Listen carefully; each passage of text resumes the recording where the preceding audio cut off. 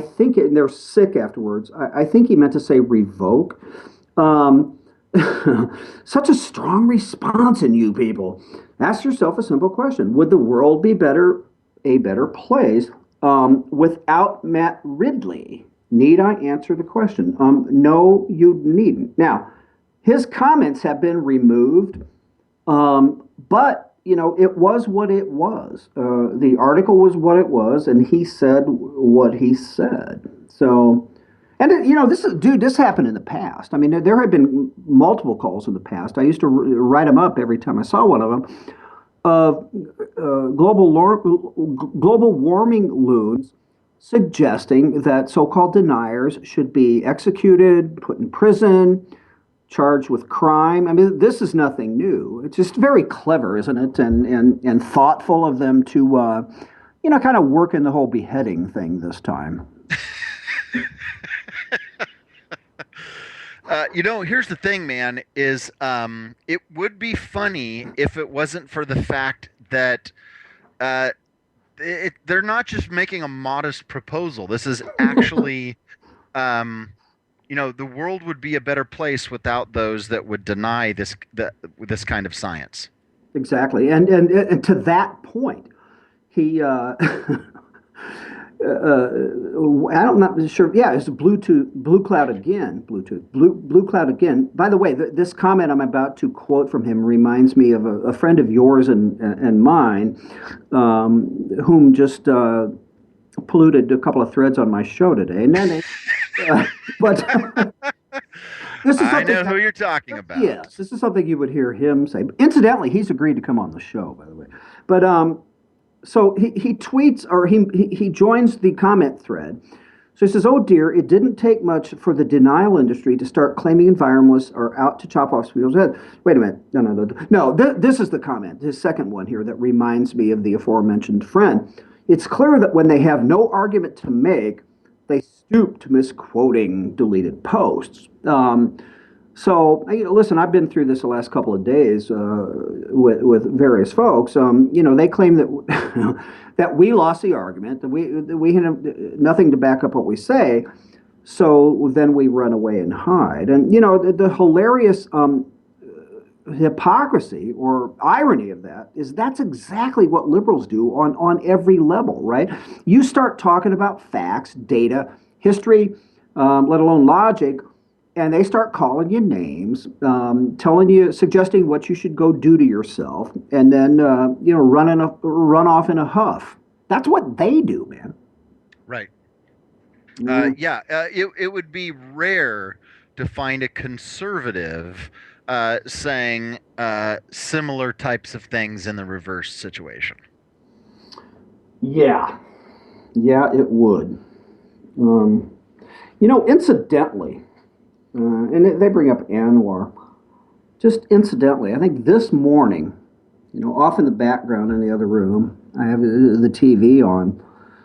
To put Anwar into perspective, and before I do this, the left, the wacko environmentalists, as Rush has called them for years, as it relates to Anwar drilling in Alaska, the left would have us believe that the oil companies, the evil oil and gas industry, would love to destroy half, if not all of Alaska, at least half. So here's Anwar in perspective. The Anwar Reserve is approximately the size of Connecticut. The proposed drilling area, which would be done very carefully with the environment in mind, Michael, is approximately the size of Dulles Airport. Yeah, there's now folks, what he's talking about, and this news comes out today from yesterday. On Sunday, President Barack Obama moved forward with another executive action that has angered Republicans.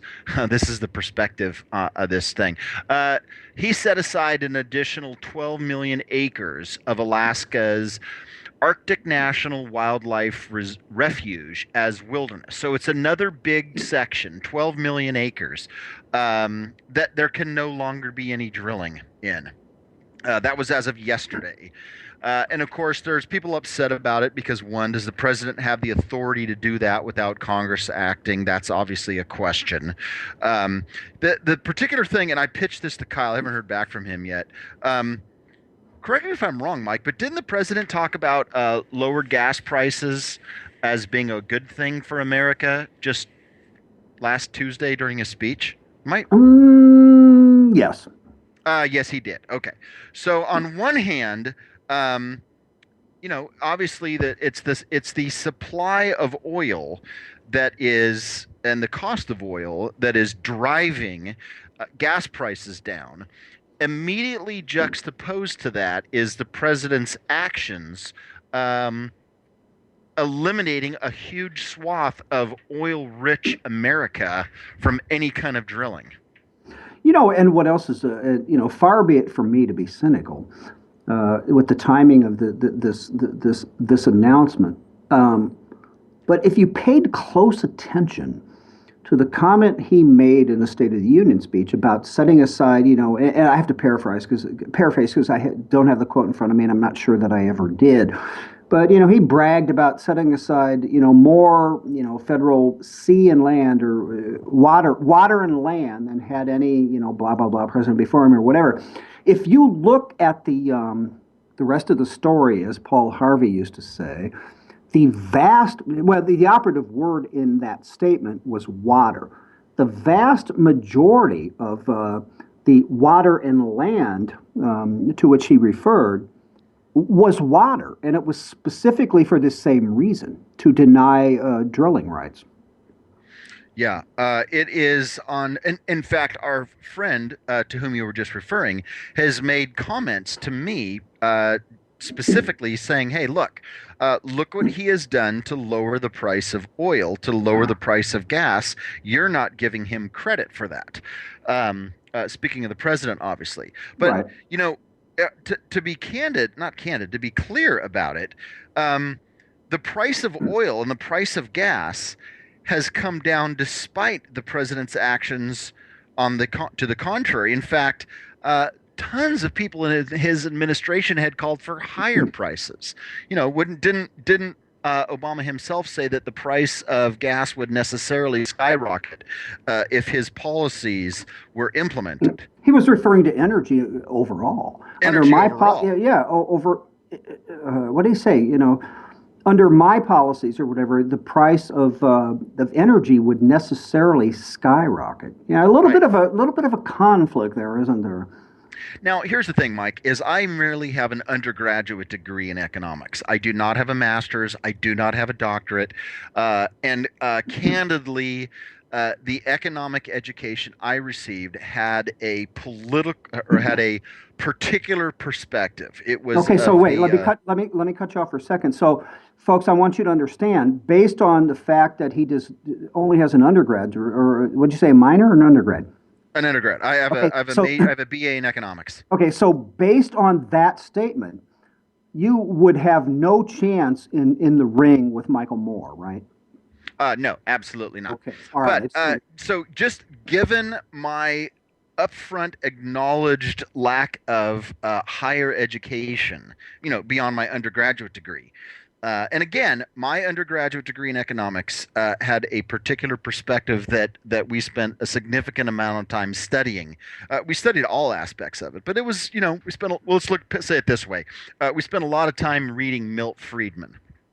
Okay. Yeah, see, Um, Moore is far beyond Friedman, so continue. Yes. So the question I'm about to ask you, you have to understand it in the context of a non-graduate degreed economics major Okay. that was trained in particular supply side economics theories. Mhm. Um, Now, that being said, the president just reduced a massive potential supply source of fossil fuels.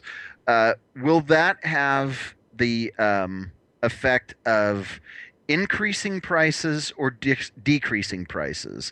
On the other hand, if he had opened that up and encouraged drilling in those areas, would that have had the effect of increasing or decreasing prices? Hmm.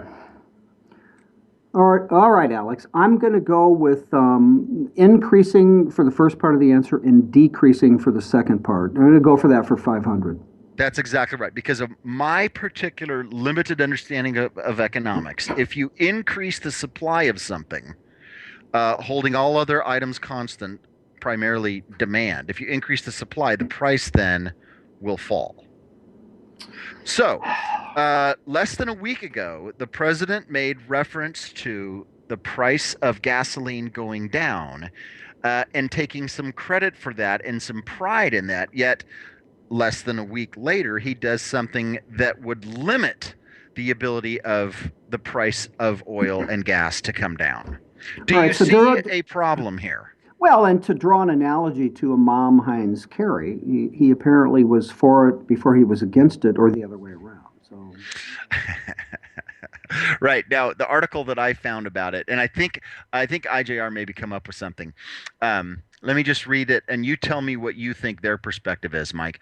On Sunday, Obama moved forward with another executive action that has angered Republicans and thrilled reasonable people across America. So I love the way they do that. Is that who did that? this is a an article, a site called Addicting Info, The Knowledge You Crave. Okay, all right. One way to effectively malign opposition to your perspective is to describe your own perspective as reasonable. Well, see, and this is what, dude. I've said this for years. I mean, and the broadcast media, the big three, CBS, ABC, NBC, have been amazing at this for a long time, and they do it even far more subtle than what you just the reasonable people thing. But this is the most insidious type of liberal bias. It's not the Tingles and and the Ed Schultzes and the Al Sharptons who are so blatantly leftist, but it's dude, it's that kind of stuff. I always find that I don't find it interesting. I find it that there's so many people that don't catch what they're doing just by the terminology they use. Right. Or the other one that's really really good along that line is common sense restrictions. That there should be common sense restrictions on gun ownership and common sense restrictions on unrestrained capitalism. Right, Common sense. as defined by us being the left. I was Us asking. those with common sense. I asked our pal the other day, and others as well. And if our pal, our friend, if you're listening, we're not fixated on you, but you just are.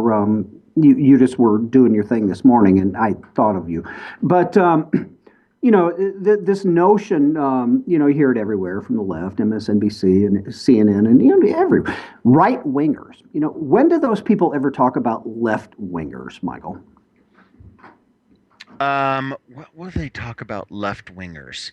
Do they ever even use it? No, do they even use that terminology? When's the last time you heard Tingles Matthews just utter those two words, left wingers? Or the extreme left wing. You never, that phrase doesn't exist, the extreme left wing. But you'll hear it about the right like every third minute, or maybe even more frequent than that. Yeah, so dude, I wonder, they love neocon, right? Look that up. No, it doesn't make any sense if you dissect. Well, isn't neocon just code for former liberal Jews?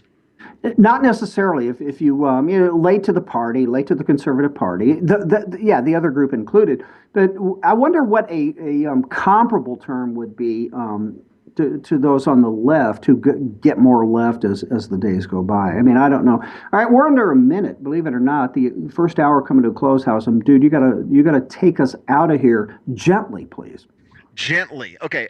You know what? Just to whet your appetite, we still have a couple more things to talk about. We can talk about marijuana, job numbers, the state of Texas. We should probably talk about what California is doing in response to low gas prices, because that's exactly. genius. We got to hit that. Yeah, in fact, that may be the next thing up. You're listening to the right mics. This is Michael Hausum for Michael Miller. Please hold on through the break. We'll be right back. It's almost afternoon in California.